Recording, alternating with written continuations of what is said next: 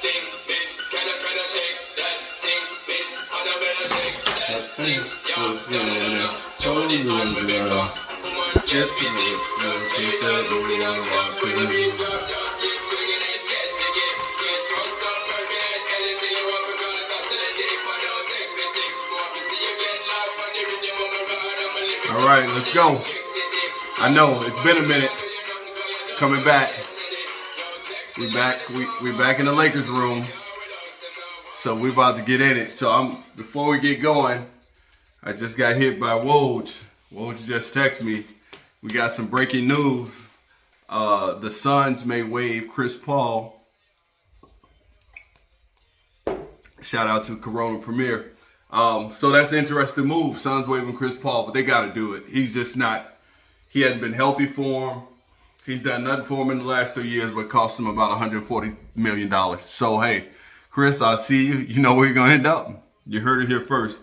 Lakers are signing LeBron to get him over there. And the fiasco continues because if I understand correctly, the Lakers wouldn't be responsible for his salary. Phoenix would still be paying some of that because he's probably sitting on a guaranteed contract. So they just pretty much said, fuck it, we starting over. We'll just bite the bullet. So more details to come. Keep watch. But hey, we breaking it to you live on the Boogie Sports. So since we last spoke, and I apologize, man. You know what? I tell you something I'm learning. Consistency is key to this business, to this social media, the new media. Sometimes a brother can't do it. It was a holiday weekend. I'm moving and shaking. I'm in the city. So yeah, just to sit down and do it. So today I was like, man, I'm on game 2. Let me sit down and get back to y'all because we missed some stuff. So we're going to wrap up. I'm going to go back to the conference finals and then we're going to jump right into where we are today. Talk about some coaching moves and some free agency potential that'll come along with the finals. Denver sweeps the Lakers. I don't think anybody was truly overly surprised. The Lakers, as I said all along, I think they overachieved. They got far. You saw some things, right? You saw Reeves play very well. You saw some Rui moments. We saw Nada Beasley. Hell, we even saw some AD sightings, right? And they really just have to. Genie and they have to sit down and decide what's their future going to be. Are they going to make one more run at this while LeBron is 52? Or are they going to throw in the towel? And because the rebuild is going to be hard because they're so salary cap. The rebuild is going to be very hard. So they have a lot of things to consider. I don't think Denver was a surprise, man. The more I watch the Nuggets play, the more I'm starting to compare their style of play to that of the Golden State Warriors. And I say that because they do a lot of pick and roll, a lot of dribble handoffs. The ball is always moving. They have perimeter shooters, right? So they have all the pieces. They got a big man that's unbelievable. They got a great guard. They have all the pieces. So for them to sweep the Lakers, can't say it was a big surprise. The big surprise came in the East. And I think at a certain point, we were no longer surprised. And everyone was on the Jimmy Butler show. Jimmy played his ass off. I think his will guides the Miami Heat.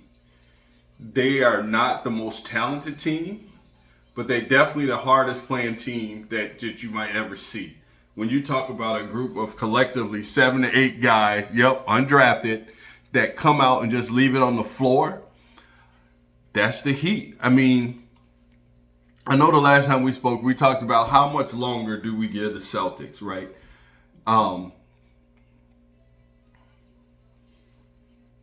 Tatum is in his 6th year and he's been to 5 conference finals. That's unfathomable, right? But do you blow it up? I don't think so. I think they really need to. I think the point guard position is their problem and they have the answer sitting on the bench. I think that you have to put Marcus Smart and you need a real 2 guard, or you move Tatum to Jaylen Brown to the 2 Tatum at the 3. I think Al might be on his last leg at the 4. But I think Malcolm Brogdon comes in and plays the point. Those other 2 guys are okay. And I think there was a sense of loyalty that has kept them in the lineup with Brogdon there. But Brogdon's a better point guard than both of them. They need a point guard. You literally have, oh man, hold on. You literally have a bunch of guys that can't handle the ball. I felt so bad for Jaylen Brown, man. I thought I was watching the AAU game when the coach figures out that other guard can't go left, and they start trapping every which way they can. And they made a mockery of the Celtics, turning it up. And you know what? Maybe good for Jaylen Brown. Hopefully he gets back in the lab. The kid's talented, right? Hopefully he gets back into the lab and he figures this out, right? Get to work. Work on your left. If not, 2 dribbles and a pull up. Don't get rid of the ball. But you can't let that trap come and it's forcing you to dribble and you throwing the ball away, you out of bounds or whatever. You got to read it and you got to get out in front of it. But that's what I think will help them, and maybe a couple other pieces. Maybe they can find something in free agency to kind of help them out. But I don't blow it up yet. It takes a lot to even get to the conference finals, and for these guys to do it 4 or 5 years in a row, still commendable. You just gotta figure out how to get over the hump. That's just growing up. Like, I'm not ready to throw in the towel on these guys because you're not gonna get any better. Who are you gonna get better than 2 of them? I don't think you can. Not for the money. I don't think you can do any better. So at least sign Brown for a year. Sign him. That gives you a year to keep him on your books because you can't trade him after he signs that Supermax. Then after a year, you can decide if you want to trade him. He's young enough that he has a lot of value. Somebody will pick up that contract, right? There's a lot of teams where he'll look good next to, put him next to LaMelo Ball, right? There's a lot of things he could do for his career. But don't throw in the towel just yet. Let's keep it going. So yeah, that Boston Miami was a tough one. It was tough to watch. But now so Jimmy Butler got him there. Even without, you think about Miami, they lost 2 guys. They lost Oladipo. They lost Tyler Hero.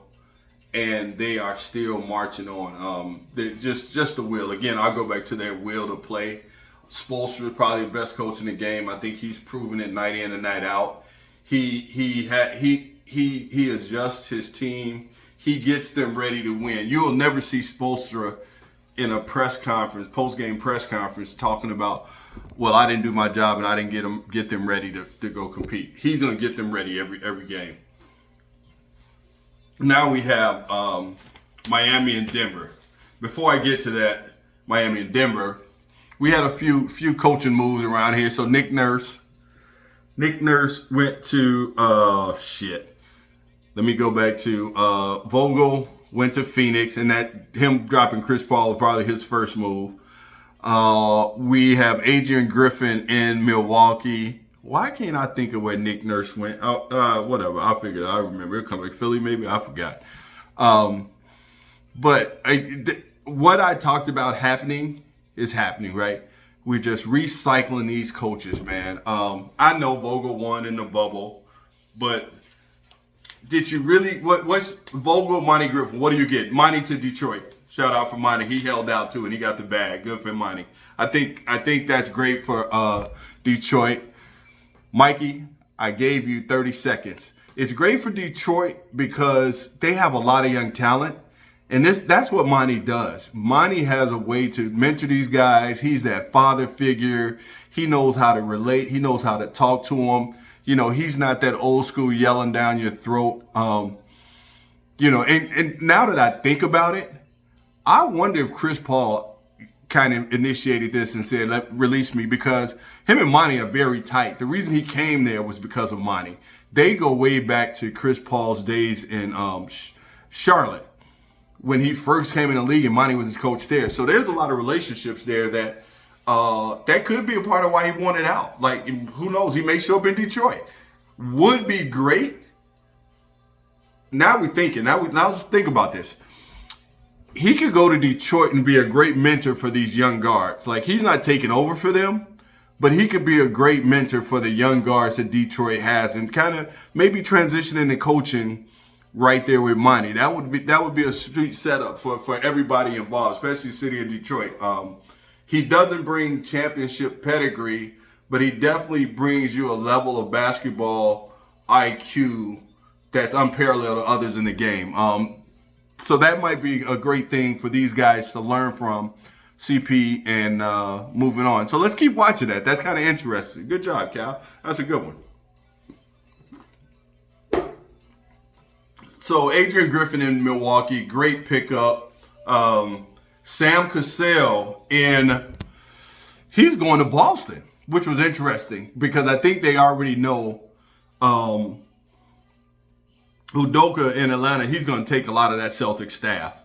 They're going to leave and go to Udoka to Atlanta. So they'll be gone. So he probably has to start rebuilding his staff like ASAP. He needs to start rebuilding.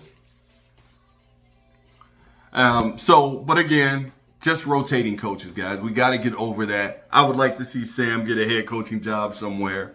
Another interesting one in the front office, the GM for Golden State stepped down. Didn't see that one coming, but I think he knows that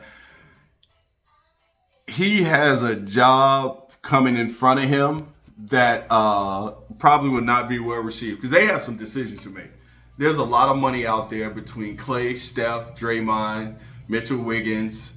And what do? Do you keep rolling with that? I think you got to sign Draymond to something, but I think it's a conversation with Draymond where he got to come in the office. I can't give you a max deal. We want you. We know that we need you, but I can't give you a max deal, man. Not when I got Wiggs under contract. I just signed Bozo, Jordan Poole, so, and actually I'd like to see them trade Jordan Poole if they could. You can get something for him. You get rid of Jordan Poole, maybe you have some extra money. But there's some decisions that have to be made, and I wonder if he didn't want them. There were also rumblings about the owner's son moving up in the organization, Mike Dunleavy Jr. taking on some of those GM responsibilities. So there's a lot of front office stuff happening in Golden State that we need to keep an eye on to see how this plays out in the free agency. Well, I guess we can go ahead and talk about Denver and Miami now. So 2 games in, Denver looked great the first game. Miami didn't look bad. They just didn't shoot well. Now, my boy Eli just went nuts over Max Strus going 0 for 10. Hey, man, shit happens. If you shoot and you're a scorer, you're going to have days where you go 0 for 10. Now, as a coach, what do you say to this guy? Do you tell him to stop shooting? I can't tell him to stop shooting. I am going to tell him maybe put it on the ground a couple more times and see if you can get to the free throw line. Find your rhythm. But I'm not going to tell him to stop shooting because shooters shoot. He is one shot away from maybe hitting 5 in a row.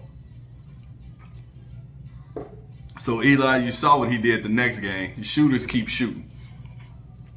So yeah, they only lost by a few. He hits a couple of shots. It's a different game. But, with basketball, it's hot peaks and lows, right? So who's to say just because he hit those shots, Miami wins? The game may just take on a different trajectory. The Joker scores more. Murray steps it up. Who knows? Porter didn't shoot that necessarily well either in that first game. He hasn't shot well in the second game either. So he's going to be a difference maker tonight. So Denver walks away with game 1. Great game. Consistent Denver play. When I watch Denver play, they don't have a lot of ups, highs, and lows when they play the game. They are consistent, right? Other guys are going to step up. Pope stepped up. You move on into game 2. Miami played a great game. Bottom line, they fought them off. They were down. They fought back into the game. Duncan Robinson came in and gave them a big boost in the fourth quarter with those straight 10 points. That was a ball game. That changed the game. Spoelstra adjusted, right? I'm not going to say he turned Joker into a scorer. We've seen Joker have those kind of games before. But you do put the pressure on the other guys to score, and they didn't score. Gordon had 12, Porter had 5, Pope had 6. That's your ball game right there. Even with Joker scoring 40, those guys got to hit some shots. They didn't hit shots. And then in this game, Miami hit shots. Gabe was 4 for 6. Max was 4 for 10. Duncan was 2 for 3 from behind the line. I think they were plus 18 from the three-point line. I mean, that's your ball game right there. You got to hit shots. And I think this series is really going to come down to the perimeter play and who's knocking down shots consistently. Both teams are well coached. Both coaches are going to adjust day in, day out. They're going to adjust by the quarter, right? When they see things, they're going to identify it. They're going to make changes. So the game is going to evolve, right? It's always going to be some movement. This is a chess championship we're watching, folks. These two guys are two of the best in the game. We're not going to see any 20 and 30-point blowouts. None of that, because both teams play too hard and have too much pride to let that happen. So what's going to happen tonight? I think tonight we're going to see a dogfight, back and forth. Miami's at home, so you know what that means. It's going to be a whiteout. There will be white shirts everywhere. Haslam will be swinging his towel and doing what he does. But I think Denver covers. Denver probably wins by like 7 or 8. Not a big win. Denver by 7 or 8. I think you're going to see a little more aggressiveness out of Porter today. Aaron Gordon. I think the key for them is they got to hit that glass really hard. Use your height. You're bigger than them. Even if they start at Kevin Love, you're still bigger, more athletic. Take advantage of that, right? Max will be aggressive. He's not going to stop. Gabe will be aggressive. Kyle Lowry had a great game. Cal stepped up. It was good to see. He almost looked like the old Kyle Lowry. So I think we'll see a little bit more out of him tonight. And Bam. Don't let me forget about Bam. Bam has the hardest job in this series. He's going to be fighting with Joker. He's giving up probably 50 pounds. But the Joker has to stick Bam. And Bam was pretty aggressive the other night. So with Bam coming in, attacking the glass, putting it on the ground, that makes things difficult for Denver's defense. So they got to slide. You got to bring a guy over to help Joker out in some certain situations. It'll be different. But I say Denver by 7 or 8 tonight. Miami is going to be solid. It's not going to be due to anything Miami didn't do. I think Denver's just going to play a little bit better tonight. But game 4, Miami will win game 4, and it'll go back tied 2-2. You heard that right here. It'll go back tied 2-2. We're going to get, I said, initially I was thinking 5 or 6. We may go 6 or 7 now. Miami getting one up in, getting that one game in Denver was crucial to this series. Very impactful. So let's see where we go. So guys, listen, I wanted to give you a little pregame. I'm going to do better. I promise you I will do a lot better. I'm going to come back to you. I think we come back Sunday night. So we'll do a game 3 recap going into Sunday. And then we'll keep going. We'll keep this going. So let's go have some fun. Get your pregame ready. You know, let's enjoy it. Hey, it's NBA Finals. Hey, God bless y'all. Have a good one now. Bye.